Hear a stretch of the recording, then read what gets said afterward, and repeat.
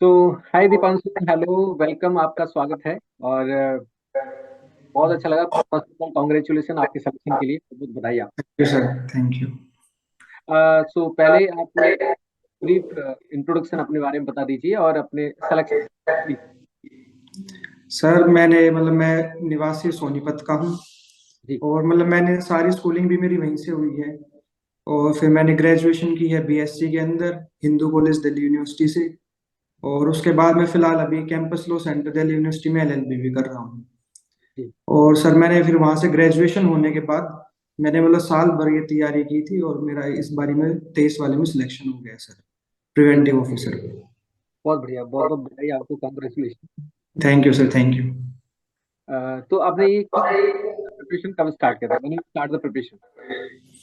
Sir ये जैसे मैं फर्स्ट ईयर में जब आया था कॉलेज, तो मेरे सीनियर्स तैयारी कर रहे थे।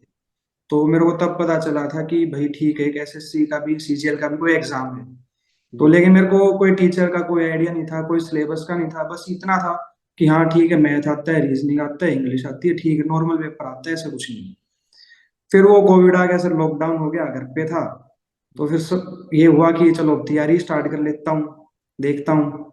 तो फिर ऐसे ही मैंने देखा, थोड़ा बहुत यूट्यूब से किया। तो फिर वहां से थोड़ा बहुत तैयारी का मेरा स्टार्ट हुआ। फिर लॉकडाउन दोबारा ओपन हो गया, 6 सेम था मेरा, कॉलेज में आना हो गया। जी। तो फिर से तैयारी छूट गई। फिर जी। उसके बाद कॉलेज पूरा हो गया मेरा, 22 में ग्रेजुएशन हुई थी। जी।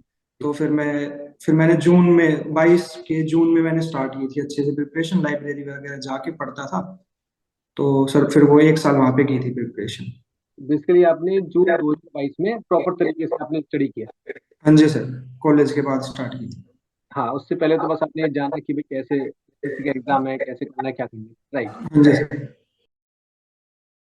आप किस तरह से आपने पढ़ना स्टार्ट किया है, होता ना कि तरीका हम किस तरह से लेके चलते हैं, एक प्रॉपर एक स्ट्रेटजी क्या है पर्टिकुलर सेक्शंस के लिए, जैसे क्वांट है, रीजनिंग है, आपका इंग्लिश है, और एक जनरल स्टडी। हम्म। तो एक प्रॉपर स्ट्रेटजी स्टडी प्लान क्या था? सर पहले तो मैंने एक बारी बेसिक बेसिक अपना सिलेबस फिनिश कर लिया, ताकि मेरे को पता चल जाए कि आता क्या है, किस टाइप के क्वेश्चंस आते हैं, उनको कैसे टैकल करना है। एक जनरल बढ़िया एक आइडिया हो जाए। तो एक तो मैंने सर फिर ऐसे कोचिंग कर ली थी अपनी एक बारी। फिर उनको बार बार उनको रिवाइज करता था, मूक लगाता था। जी। जैसे जिस चैप्टर में थोड़ा से मजे आने लग गए, उस चैप्टर को ज्यादा टाइम दे दिया। उसके एक ही सब्जेक्ट के ऊपर निकाल दिया पूरा दिन। तो उसमें तैयारी तो फिर ऐसे ही रही थी। बाकी वही है, एक बारी कोचिंग की तो रहती है जरूरत, वो ट्रिक्स जानने के लिए। जी। तो वही था बस। किस तरह का जो स्टडी रिसोर्सेज है, वो आपने किस तरह से हेल्प किया, और किस रिसोर्सेज को और स्टडी मेटेरियल को आपने बेसिकली फॉलो किया? सर एक बार तो सर मैंने जैसे रीजनिंग की देखते हैं, रीजनिंग में मैंने पहले कोई कोचिंग नहीं ली थी। मेरे दोस्त ने ले रखी थी, तो मैंने उसके नोट्स पढ़ लिए। तो मेरे को जनरल आइडिया हो गया, कुछ कुछ ट्रिक्स पता चल गई। और उसने बता दिया कि ऐसे ऐसे करते हैं, हाँ ठीक है भाई, ऐसे कर लूंगा मैं भी। और फिर मॉक्स वगैरह लगाए, तो नंबर आ जाते थे, 40 के अराउंड आ जाते थे मार्क्स। तो ठीक हो गया।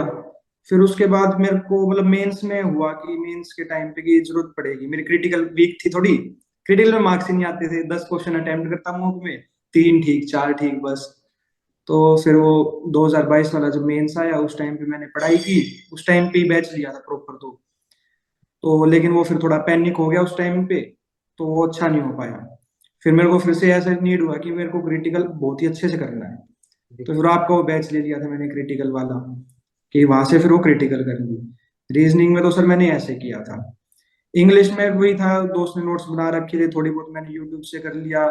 और गोपाल वर्मा सर थे, उनसे थोड़ा बहुत मैंने देख लिया था। तो वहां से मैंने एक प्रॉपर नोट से बना लिए थे। उनको बार बार रिवाइज करता, बुक लगाता, प्रीवियस ईयर देखता। वहां से हो गया। फिर अभी मेंस के टाइम पे मेरे को सत्येंद्र सर का पता चला था, इंग्लिश में। तो उनसे तो बहुत ज्यादा कनेक्ट हुआ, बहुत इंस्पायर हुआ। तो मैंने उनका बैच लिया, वहां से पढ़ाई की। और बड़े अच्छे नंबर आए इंग्लिश में भी। तो वही है, वहां से वो रिवाइज करता रहता था, बुक लगाता था, और अपने नोट्स को पढ़ता रहता था। उससे ज्यादा तो मैंने ऐसा कुछ नहीं किया। हम्म। और मैथ्स में भी ऐसा ही था, नोट्स बनाए, बुक लगाए, बस। बाकी ये है, अगर मेरे को कहीं से पीडीएफ मिल जाती, जैसे आपने आपने ग्रुप में डाल दी थी, बहुत सारी पीडीएफ डाली थी क्रिटिकल रीजनिंग की। हाँ जी, हाँ जी। तो सर वो तो मैंने मतलब 2-3 बार ही फिनिश कर ली थी।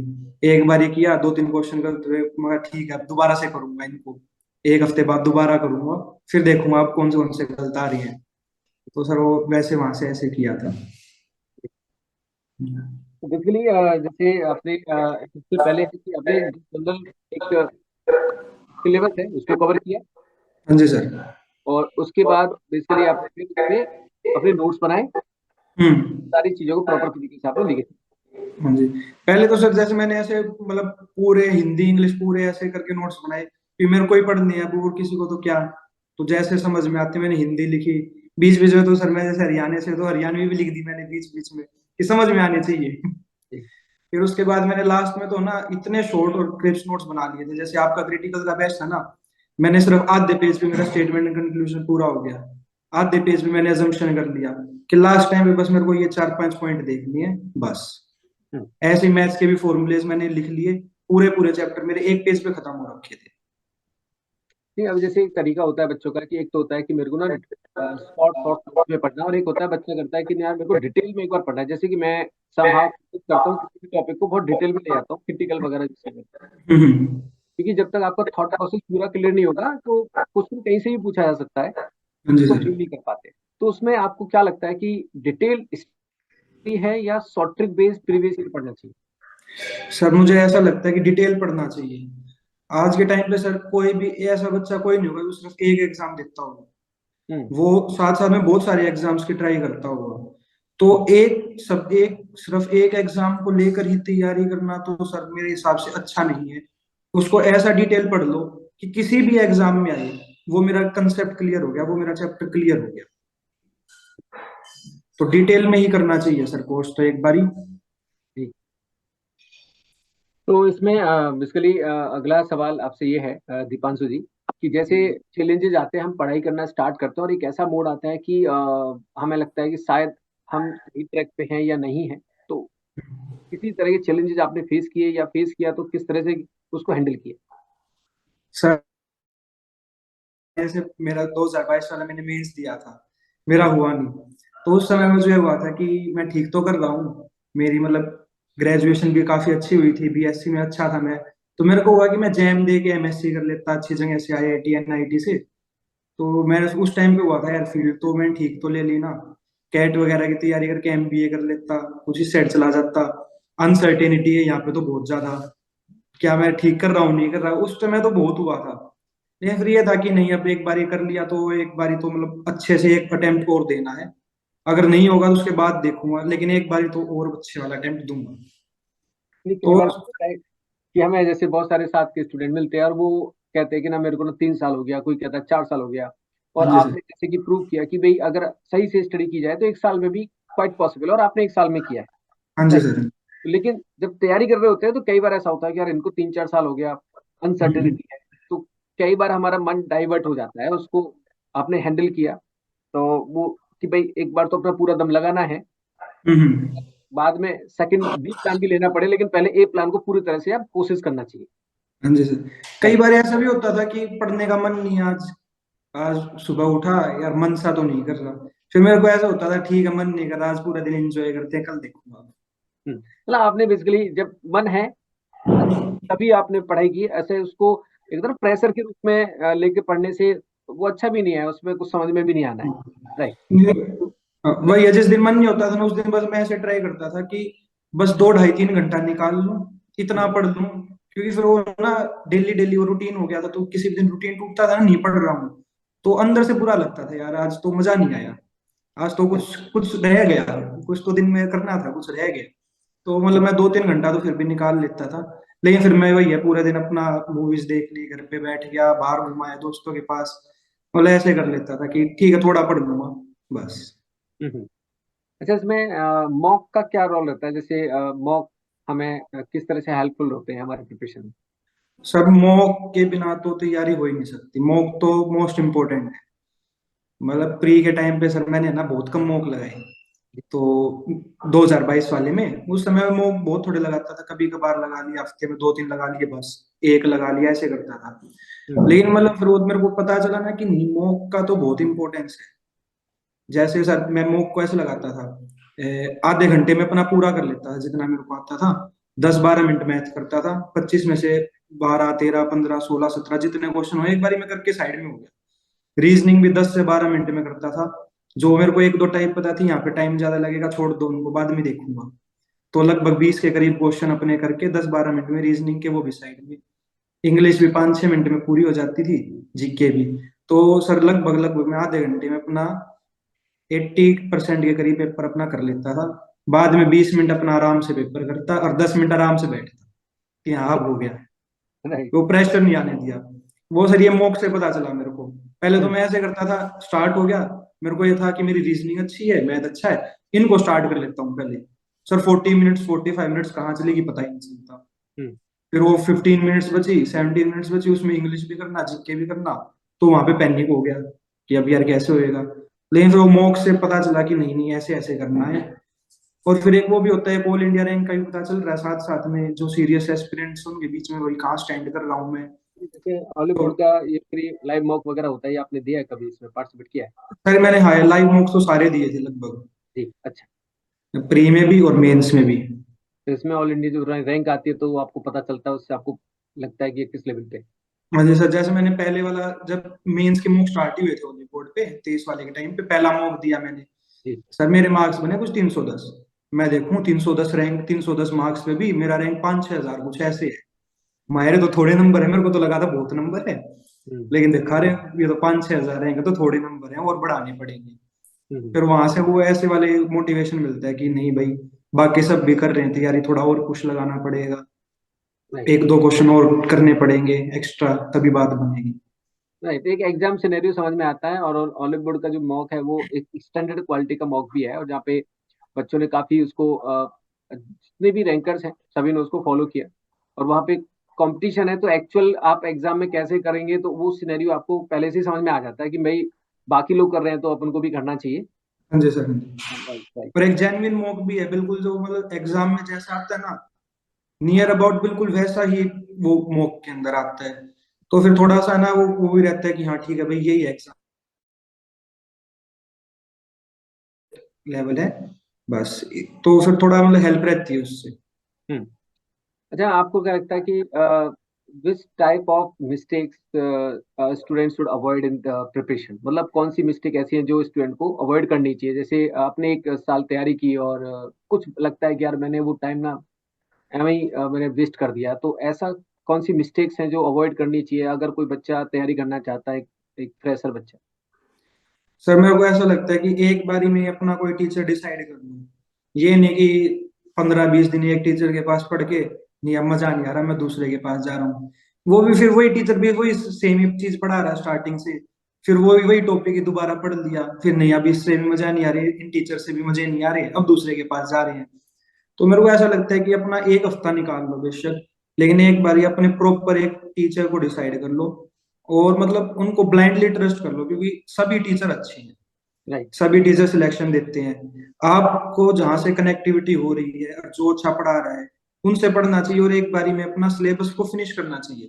मैंने मतलब ऐसे भी दोस्त देखे हैं वो सिलेबस ही फिनिश नहीं कर पा रहे, उनको साल हो गया है हम्म। एक टीचर के पास पढ़ रहे हैं, नहीं अब मजा नहीं आ रहा है यहाँ पे, ये वाला तो सर ने ना चैप्टर अच्छा नहीं पढ़ाया, अब मैं तो दूसरे सर के पास जाऊंगा। तो उनका सर सिलेबस ही नहीं हो चुका, एक साल हो गया है। तो मेरे को लगता है कि ये वाली मिस्टेक तो है, और मॉक नहीं लगाते सर। मौका नहीं लगाते। मॉक से तो मतलब ऐसे है कि बचते हैं बिल्कुल, रिवाइज ना करना पड़े। बस राइट। ये है, नया नया पढ़ा लो कितना ही, हम्म। रिवाइज करते हैं ऐसे नहीं यार, रिवाइज तो नहीं हो पाएगा, सैटरडे संडे को रिवाइज कैसे करूँ, नहीं आज तो फिर इंजॉय ही कर लेता हूँ, आज नहीं कर रहा रिवाइज। तो रिविजन नहीं करते, मॉक नहीं लगाते, ये ज्यादा मिस्टेक मेरे को लगती है। हाँ, तो मतलब मेजरली क्या है कि जितना आप नया पढ़ते हैं साथ साथ उसका रिवीजन भी बहुत महत्वपूर्ण है हम्म, अगर आप एग्जाम की तैयारी कर रहे हैं। हम्म, और दूसरा है कि आप अपने को सेल्फ एवेल्युएट करें, और सेल्फ एवेल्युएट होता है मॉक के माध्यम से। हाँ जी सर, आपने जो पढ़ा आप उसको कैसे चेक करोगे कि मुझे आया कि नहीं आया? तो हाँ वो जी, हाँ मॉक जी, के माध्यम से आपको पता चलता है। तो दोनों चीजें जरूरी हैं। और साथ साथ ये भी ध्यान रखना चाहिए, बहुत सारे लोग क्या करते हैं, इधर ऑनलाइन यूट्यूब पढ़ लिया, इधर से कहीं पढ़ लिया, फिर कोचिंग कहीं और ली, उससे डिस्टरबेंस होता है। एक हाँ, सेलेक्ट करना चाहिए प्रॉपर तरीके से, एक पर्टिकुलर किसी का पूरा कोर्स खत्म करना चाहिए। हाँ जी सर, हाँ तो आपको एक जी, पूरा कनेक्टिविटी, पूरा कनेक्शन पूरा क्लियर हो जाता है। और उसमें टीचर की जितनी मेहनत है उसके साथ साथ बच्चे की बहुत ज्यादा मेहनत है, हाँ जी सर। अपना कंट्रोल भी बहुत ज्यादा है। वो कहते हैं ना कि मेरा मानना यह है कि 70%, मोर देन 70% एफर्ट्स तो स्टूडेंट्स के हैं। टीचर तो हम्म। गाइडेंस और सारी चीजों को कनेक्ट करता है, लेकिन अल्टीमेटली करना तो स्टूडेंट को है। हाँ जी सर। राइट। और लेकिन वो जी भी है, जैसे ये है, आप एक टीचर से पढ़ो, जैसे मैं आपसे पढ़ा, जी मैंने आपका मतलब यूट्यूब पे भी सेशन देखा जो आपने सीजीएल मेंस के टाइम पे 7-8 वीडियो डाली थी, कुछ जी एक एक घंटे की। तो मैं वहां से भी रिवीजन की, आपने जो पीडीएफ दी वहां से भी की।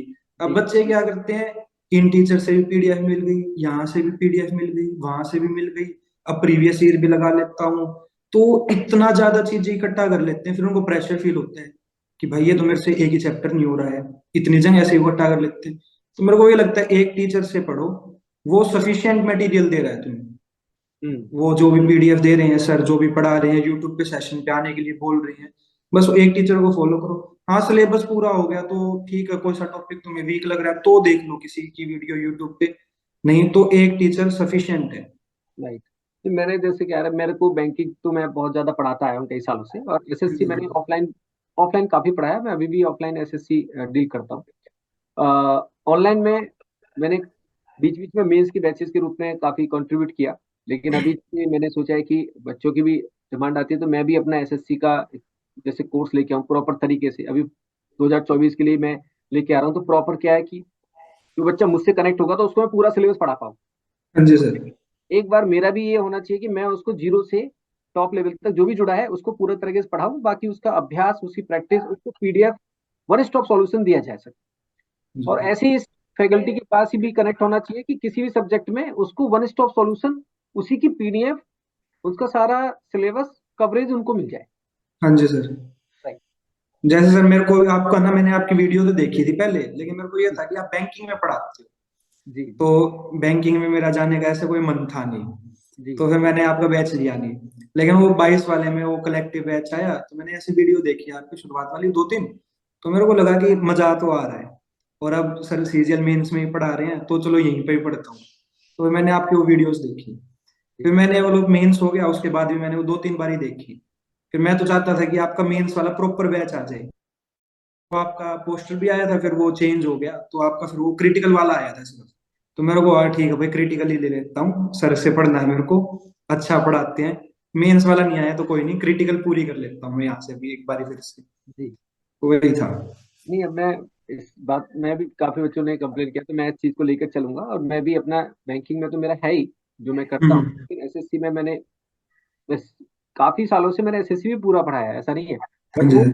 समय निकालना पड़ता है फिर आपको, क्योंकि बैंकिंग में भी बहुत सारा एडवांसमेंट हो जाता है। तो फिर मैंने अभी एसएससी में सोचा है कि 2024 के लिए मैं प्रॉपर तरीके से पूरा एकदम, होता है ना कि जो बच्चा हम्म। मेरे पे ट्रस्ट करता है, जैसे किसी ने ट्रस्ट किया कि भाई यहाँ से केमिस्ट्री बन रही है, तो मेरा भी काम हम्म। है उसको पूरा फुल लेंथ पढ़ाना। हाँ जी तो सर। तो यहाँ पे जो एसएससी सीजीएल 2024 के एस्पायरेंट हैं, उनको आप क्या टिप्स देना चाहेंगे जिनसे कि उनका एग्जाम और बेहतर तरीके से निकल जाए?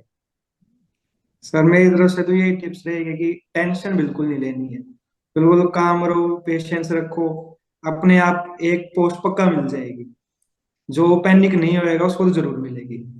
एक बार ही अपना सिलेबस कर लो, 7-8-9-10 घंटे अपना डेली की एक सिटिंग बनाने की कोशिश करो, डेली का डेली पढ़ो। हाँ ठीक है, 1-2 दिन अपना ब्रेक होता है तो ठीक है, कोई दिक्कत नहीं है। बस वो है, हर एक टीचर से पढ़ के प्रॉपर नोट्स बना के उनको मल्टीपल टाइम रिवाइज करो, मॉक्स लगाओ। मॉक्स लगाने के बाद उन नोट्स को बार बार पढ़ने की बजाय उनको शॉर्ट नोट्स बना लो, ताकि इन दी एंड वो, या रीजनिंग का हो गया, किसी भी सब्जेक्ट के हो गए, वो पूरा एक पूरे पूरे नोट्स नहीं पढ़े जाएंगे। लास्ट में वही है, 4-5-10 पेज के अंदर उनको समअप कर दो, आधे एक घंटे में उनको पेज को फिनिश करो, हाँ मेरा चैप्टर दोबारा से फिनिश हो गया है। ऐसे अब ये मॉक्स लगाते रहो, मॉक्स तो सर ये है, मॉक्स के बिना तो कुछ नहीं हो सकता। हाँ, मतलब चाहे उसका आप टाइम डिसाइड कर लो, डेली ना लगाओ लेकिन 3 दिन में या वीकली हाँ मॉक जी सर। जरूरी है। अपने प्रिपरेशन को जानना एक आईना है एक तरह से, वो हाँ जी बहुत सर। जरूरी है। और जैसे कि बीच बीच में ब्रेक भी कर लेना, कोई प्रॉब्लम नहीं है, ब्रेक कर लेना चाहिए। और नोट्स बनाना बहुत जरूरी है, मतलब हर सब्जेक्ट की अलग अलग अपनी कॉपी होनी चाहिए। हाँ जी सर और बिल्कुल। अपने वे में, ऐसा नहीं कि वो इंग्लिश में बनाया जाए, जो आपको कंफर्टेबल है उसमें आप नोट्स बनाइए, अंडरस्टैंडिंग आपकी होनी चाहिए। खुद के ही नोट्स होने चाहिए सर, वो दूसरों से ले लेते हैं या फिर टीचर से नोट्स ले लिए, उसमें ज्यादा बेनिफिशियल नहीं हो पाएगा। खुद अपने हाथ से लिखेगा ना तो आपने देखा, उसका तो बहुत ज्यादा रहता है। क्लासेस में देखा होगा, मैथ्स के काफी खिलाफ रहता हूँ, जैसे होता है ना कि लिखा हुआ नोट्स ही पूरा दे दो, तो मैं हमेशा ये कहता रहता हूँ अपनी क्लासेस में भी कि नोट्स आप बनाओ। मतलब जो हम्म। डिलीवर कर रहे हैं वो तो हम चलो आपको पीएनजी दे देंगे, लेकिन हाँ जी सिर्फ सर। पीएनजी पे डिपेंडेंट रहोगे तो आपको एग्जाम टाइम पे, रिवीजन टाइम पे बहुत प्रॉब्लम आने वाली है। हाँ क्योंकि जी। जब आप लिख के कोई चीज करते हो तो वहां पे आपको पता चलता है डाउट भी आ गया, और हम्म। डाउट आ गया तो फिर उस डाउट को क्लियर करने की कोशिश करोगे, हाँ जी और सर। वहां से क्लैरिटी बनेगी। तो खुद के notes banana it's very important, तो वो करना चाहिए। और जो फ्री माइंड से पढ़ेगा उसका सिलेक्शन होगा, जैसे कि आपकी टिप्स हैं। हाँ जी सर। काम नहीं चलता और प्रेशर लेने से काम नहीं चलता है। प्रेशर लेने से तो सर कुछ नहीं होने वाला।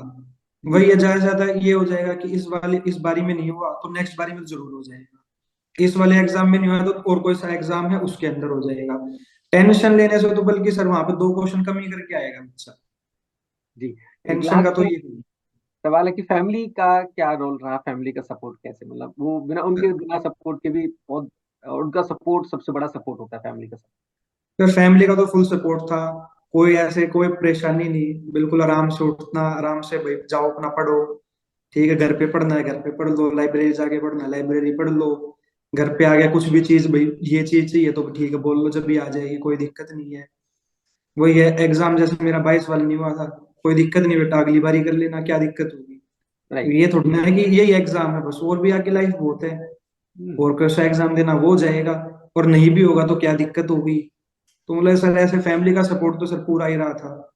राइट, ये मोरल सपोर्ट भी बहुत बड़ा सपोर्ट होता है कि भाई आप अपनी मेहनत पे काम करो, मेहनत करो, बाकी तो रिजल्ट तो आना है, नहीं आएगा तो बाद में आ जाएगा, बट अपने एफर्ट्स को अच्छा करने की कोशिश करो, ये बहुत बड़ा सपोर्ट होता है।